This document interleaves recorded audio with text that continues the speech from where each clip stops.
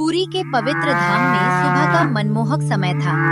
मंदिर की घंटियों की मधुर ध्वनि और भक्तों की आस्था से पूरा वातावरण गूंज रहा था। तभी छोटे से प्यारे बाल जगन्नाथ जी के मन में एक अनोखी इच्छा जागी कि वे भी 4 धाम की कठिन और पवित्र यात्रा पर निकले। लेकिन इस बार वे अकेले नहीं थे। उनके साथ था उनका एक बहादुर और सच्चा मित्र माधव और एक रहस्यमयी समझदार उल्लू गुल्लू, जिसकी चमकती आंखें अंधेरे में भी सब कुछ देख सकती थीं। जब बाल जगन्नाथ जी ने अपनी इच्छा जताई तो सभी हैरान रह गए।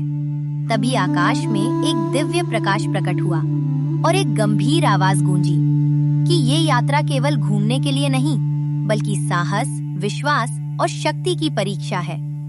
ये सुनकर भी बाल जगन्नाथ जी के चेहरे पर मुस्कान बनी रही और तीनों ने अपनी यात्रा शुरू कर दी। लंबे रास्तों, नदियों और जंगलों को पार करते हुए वे अंततः अपने पहले धाम बद्रीनाथ पहुंचे। शुरुआत में सब कुछ शांत और सुंदर था। बर्फ से ढके पहाड़, ठंडी हवाएं और दिव्यता से भरा वातावरण। लेकिन अचानक मौसम ने करवट ली। काले बादल छा गए, तेज आंधी चलने लगी, बिजली कड़कने लगी और बर्फीली हवाएं उनके रास्ते में बाधा बनने लगी।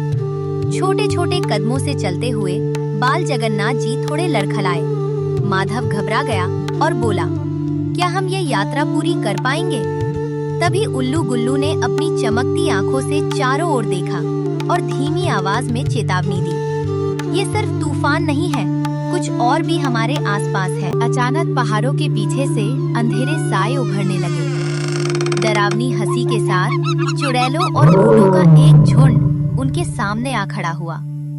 उनकी लाल चमकती आंखें और भयानक रूप देखकर माधव डर गया और पीछे हटने लगा। हवा और तेज हो गई, पेड़ जोर जोर से हिलने लगे और चारों ओर डर का माहौल बन गया। चुड़ैलें डरावनी आवाज में बोली, वापस लौट जाओ, ये रास्ता तुम्हारे लिए नहीं है।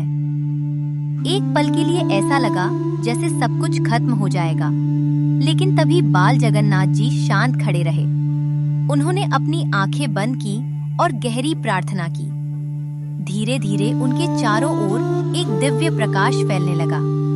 उनकी शक्ति से वातावरण बदलने लगा। चुड़ैलें और बूट पीछे हटने लगे, लेकिन तूफान अभी भी थमा नहीं था।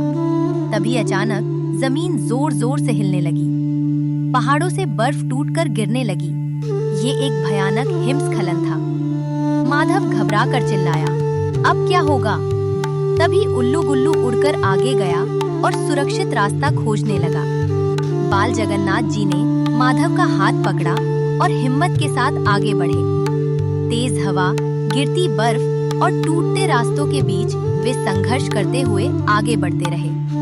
हर कदम पर खतरा था, कभी पैर फिसलता, कभी रास्ता टूट जाता, लेकिन उनकी आस्था और साहस उन्हें आगे बढ़ाते रहे। अंततः बहुत संघर्ष के बाद उन्हें दूर से बद्रीनाथ धाम के द्वार की झलक दिखाई दी। तीनों के चेहरे पर उम्मीद की चमक लौट आई।